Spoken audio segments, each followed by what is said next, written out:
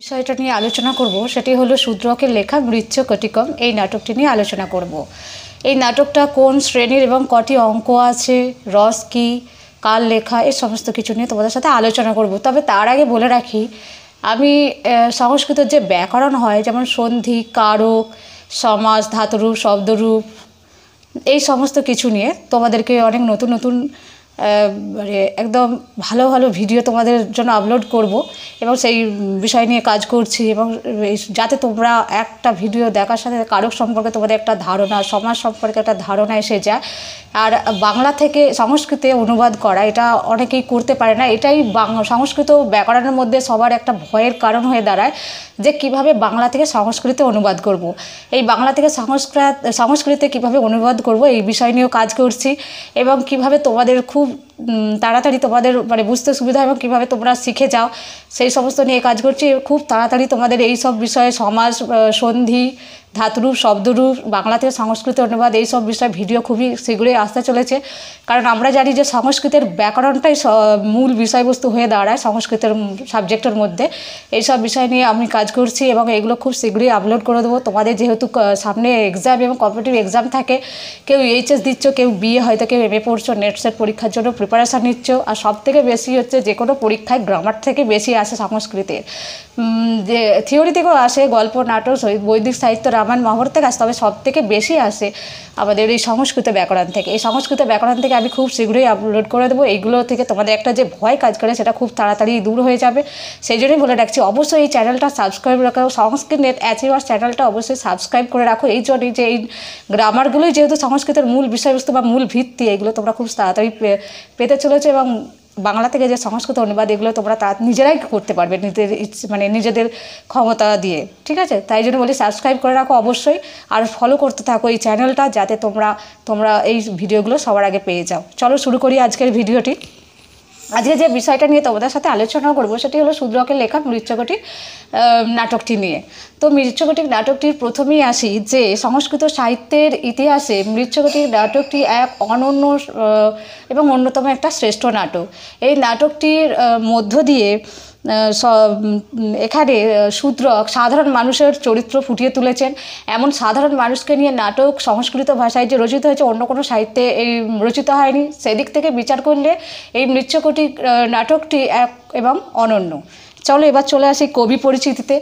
নাটকের প্রথমেই শূদ্রক তার নিজের সম্পর্কে পরিচয় দিয়েছেন এবং তার আবির্ভাব কাল নিয়ে বিভিন্ন পণ্ডিত মহলে বিভিন্ন পণ্ডিতের মতভেদ আছে। যেমন জ্যাকবি মনে করেন খ্রিস্টীয় 4th শতকের শেষের দিকে বা 4th শতকে তিনি আবির্ভাব হয়েছিলেন। ম্যাকডোনাল্ড মনে করে যে তিনি 6ষ্ঠ শতকের মধ্যে আবির্ভূত হয়েছে। তো মৃচ্ছকটিক গল্পটার এখানে এবার যে প্রশ্ন আমি পড়ানোর সাথে সাথে আরেকটা কথা ভুলে গেছি, যে পড়ানোর সাথে সাথে আমি বলে দেবো যে এই গল্পটা থেকে কী কী না প্রশ্ন আসতে পারে এবং কী উত্তর হতে পারে, সেগুলো তোমরা খাতা পেন নিয়ে রেডি হয়ে থাকো এবং খাতা পেনে সঙ্গে সঙ্গে তোমরা এই প্রশ্নগুলো লেখো এবং তার সঙ্গে উত্তরগুলো লিখে পয়েন্ট করে নাও। কারণ এগুলোই থেকেই প্রশ্ন, এছাড়া এর থেকে বাইরে আর কোনো প্রশ্ন আসতে পারে না। চলো তাহলে আমি প্রথমেই বলে রাখি যে এটা কার লেখা। তাহলে বলতে হবে যে শূদ্রকের লেখা। শূদ্রকের লেখা প্রশ্ন আসতেই পারে। নাটকের নাম কি? মৃচ্ছকটিক। এটি কোন শ্রেণীর নাটক? প্রকরণ শ্রেণীর নাটক। কোন শ্রেণীর নাটক? প্রকরণ শ্রেণীর নাটক। এটা লিখে রাখো। কটি অঙ্ক আছে? 10টি অঙ্ক আছে। নায়ককে? চারু দত্ত। নায়িকাকে? বসন্ত সেনা। তাহলে নায়ককে চারু দত্ত, নায়িকা বসন্ত সেনা। বিদূষকের নাম কি? মৈত্রেয়। লেখো, খাতায় লিখে নাও। বিদূষকের নাম মৈত্রেয়। এবং এখানে কি রস ব্যবহার করেছেন? শৃঙ্গার রস। তাহলে এই নাটকের প্রধান রস কি? শৃঙ্গার রস। এটা একটা পয়েন্ট করে নাও। তারপর এখানে তোমার কোন দেশের শূদ্রক কোন দেশের ছিলেন? অসমক দেশ। তাহলে দেশের নাম অসমক দেশের কোন ধর্মে না ব্রাহ্মণ ধর্মে তিনি জন্মগ্রহণ করেন। সময়কাল কি? খ্রিস্টীয় 6ষ্ঠ শতক। খ্রিস্টীয় 6ষ্ঠ শতক সময়কালটা লিখে রাখো। নাট্যকীর্তি, নাটকের নাম হচ্ছে মৃচ্ছকটিক। এগুলো পয়েন্ট করে রাখো। এবার আসি নামকরণে। এই মৃচ্ছকটিক নামটি সত্যি মানে ব্যঞ্জনাধর্মী এবং তাৎপর্যপূর্ণ। মৃচ্ছকটিক, ঠিক আছে। এখানে মৃৎ মানে মাটি, মৃৎ শব্দের অর্থ মাটি, শকটিকা শব্দের অর্থ ছোট্ট গাড়ি। এই মাটির গাড়ি অর্থাৎ দরিদ্র চারুদত্ত পুত্রের মাটির গাড়িটি সোনার গাড়িতে পরিণত করার পরিকল্পনা এবং দারিদ্র্য মোচন, এই দুই বিষয় এই নাটকে প্রকাশ পেয়েছে এবং স্থান পেয়েছে, সেদিক থেকে বিচার করলে মৃচ্ছকটিকম নামটি সত্যি যথার্থপূর্ণ হয়েছে। তাহলে এখানে কি রাজার নাম, আমি কি বললাম, নায়কের নাম চারু দত্ত। তার ছেলের একটা মাটির গাড়ি ছিল, সেই মাটির গাড়িটা সোনার গাড়িতে কীভাবে পরিণত করবে, সোনার গাড়িতে বা সোনার গাড়ি কীভাবে করবে সেই নিয়ে একটা পরিকল্পনা আছে, এবং এভাবে কিভাবে তার দারিদ্রটা মোচন হবে, এই বিষয়গুলো এই মৃচ্ছকটিকম নাটকে প্রকাশ পেয়েছে। এবার চলে আসি বিষয়বস্তুতে।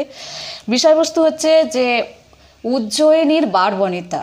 এখানে যে নায়িকার নাম বললাম বসন্ত সেনা, তিনি ছিলেন উজ্জয়িনীর বারবনিতা। প্রশ্ন এটা, উত্তর লিখে নাও বা প্রশ্নটা লিখে নাও। উজ্জয়িনী বারবনিতা বসন্ত সেনা, এই যে দরিদ্র চারু দত্ত নায়কের কথা বললাম, চারু দত্তের প্রতি আসক্ত ছিল। কিন্তু এদিকে আবার দেখা যাচ্ছে বা গল্পে দেখতে পাচ্ছি যে রাজচালক, যে লম্পট এবং দুষ্ট চরিত্রের যে রাজচালক, যার নাম ছিল সকার, তিনি বসন্ত সেনার প্রতি প্রণয় প্রার্থী ছিলেন। কিন্তু বসন্ত সেনা তাকে পছন্দ করেন না, একবারই পছন্দ করেন না। তো এই রাগের ক্রোধে ক্ষুব্ধ হয়ে বসন্ত সেনা তার বসন্ত সেনার গলাটা সকার টিপে ধরে। তো টিপে ধরার পর হঠাৎ বসন্ত সেনা অজ্ঞান হয়ে পড়ে যায়। অজ্ঞান হয়ে পড়ে যাওয়ার সাথে সাথে সকার ভাবে সে হয়তো মারা গেছে। সেই ভয়ে সে সেখানে হঠাৎ এক রাজদরবারে সে এই মানে কী বলবো, প্রতিহিংসায় শোধ নেওয়ার জন্য একটা ঘটনা ঘটায় যে এটা চারু দত্ত করেছে, চারু দত্তর গলা টিপে ধরেছিল, সেই কারণে বসন্ত সেনা মারা গেছে। তো এই অন্যায় মানে এই অন্যায় একটা ঘটনা রটানোর ফলে রাজা তাকে চারু দত্তকে মৃত্যুদণ্ড দেয়, এবং মৃত্যুদণ্ড দেওয়ার পর চারু দত্তকে বধ্যভূমিতে নিয়ে যাওয়া হয় মৃত্যু দেওয়ার জন্য। এদিকে আবার দেখা যাচ্ছে যে বসন্ত সেনা অজ্ঞান হয়ে গিয়েছিল, সেখান থেকে তার জ্ঞান ফিরে আসে এবং সে চারু দত্তকে বাঁচানোর জন্য বধ্যভূমিতে ফিরে আসে, বদ্ধভূমিতে ফিরে যান চারু দত্তকে বাঁচানোর জন্য। অন্যদিকে আবার আর্যক উজ্জয়িনী অধিকার করে নেয়, এবং ওই উজ্জয়িনীর যে আগের ওই অত্যাচারী রাজা ছিল পালক, মানে যার কাছে সকার গিয়ে তার অন্যায় যে একটা দাবি করেছিল যে চারু দত্ত বসন্ত সেনাকে হত্যা করেছে, সেই রাজা পালককে সিংহাসনচ্যুত করে। এবং আর্যকের মানে এই আর্যক হচ্ছে উজ্জয়িনীর দ্বিতীয় রাজা। তো আর্যকের একসময় উপকারী চারু দত্ত হওয়ায় প্রধানমন্ত্রিত্ব দেয়, এবং প্রধানমন্ত্রিত্ব পেয়ে বসন্ত সেনাকে তিনি চারু দত্ত তার ঘরে বউ হিসেবে মানে বিবাহ করে তাকে বউ হিসেবে মর্যাদা দিয়ে বাড়িতে ফিরে আনে।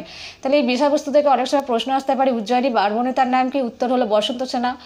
আর এই উজ্জয়িনীর যে অত্যাচারী রাজা ছিল, অত্যাচারী রাজার নাম কি? পালক। এবং তারপর অত্যাচারী রাজা পালককে সিংহাসনচ্যুত করেছিল কোন রাজা? আর্যক। এইগুলো নোটস করে নাও। আর দুষ্টু লম্পট চরিত্রের যে রাজচালক ছিল তার নাম কি? সকার। এগুলো অবশ্যই পয়েন্ট করে নাও। তো এবার মূল্যায়নে আসি। শূদ্রকের রচনাশৈলী খুবই সরল এবং দীর্ঘ ছন্দের প্রয়োগ এখানে আছে। শৃঙ্গার রসের এখানে বিভিন্ন সামগ্রিক দ্বারা নাটকটা খুব সুন্দর হয়ে মানে ফুটে উঠেছে। এছাড়া এখানে একটা বর্ষার বিশদ বর্ণনা এবং বর্ষার বিভিন্ন প্রকৃতির রূপ ধরা পড়েছে। এই ক্ষেত্রে দেখতে গেলে মৃচ্ছকটিক নাটকটি অন্যতম এবং শ্রেষ্ঠনীয়। আশা করি এই গল্পটা তোমাদের ভালো লেগেছে। ভালো লেগে থাকলে তোমরা অবশ্যই সাবস্ক্রাইব করে দাও, কারণ আরও নিত্য নতুন। শেষে আবার বলছি, তোমাদের সংস্কৃত যে ব্যাকরণগুলো আছে সমস্ত কিছু নিয়ে আমি আসতে চলেছি খুব শীঘ্রই, যেগুলো তোমাদের মূল ভিত্তি সংস্কৃতির। আর এমনিতেই পরীক্ষায় গ্রামারগুলোই বেশি পড়ে। ভালো লেগে থাকলে অবশ্যই লাইক করবে। নমস্কার।